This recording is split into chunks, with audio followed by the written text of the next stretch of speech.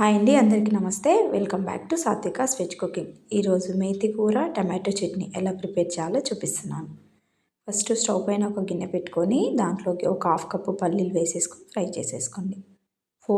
Four spoon లేదా 5 spoon అయితే సరిపోతుంది. ఇలాగ ఫ్రై అయ్యాక మిక్సీ జార్లో వేసేసుకొని ఈ విధంగా ఫైన్గా పౌడర్ చేసి సైడ్లో ఉంచుకోండి.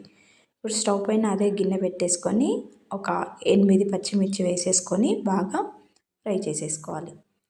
దీంట్లోనే ఒక 2 టమాటాలు కట్ చేసుకొని వేసేసుకొని ఒకసారి స్పూన్తో కలిపేసుకోవాలి. టమాటో కొంచెం మగ్గాక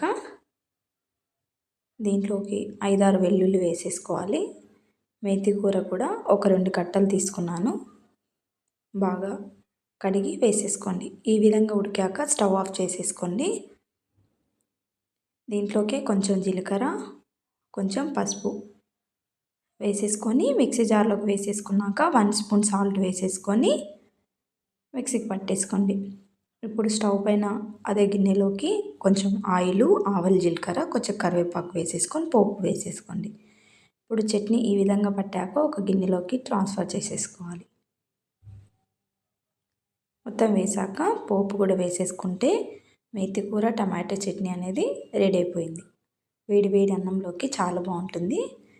ఆ కూరలన్నీ వేరు పెడుతుంటారు కదా పిల్లలు, ఈ విధంగా చేస్తే చాలా బాగుంటుంది. వీడియో నచ్చితే లైక్ చేయండి, సబ్స్క్రైబ్ చేసుకోండి.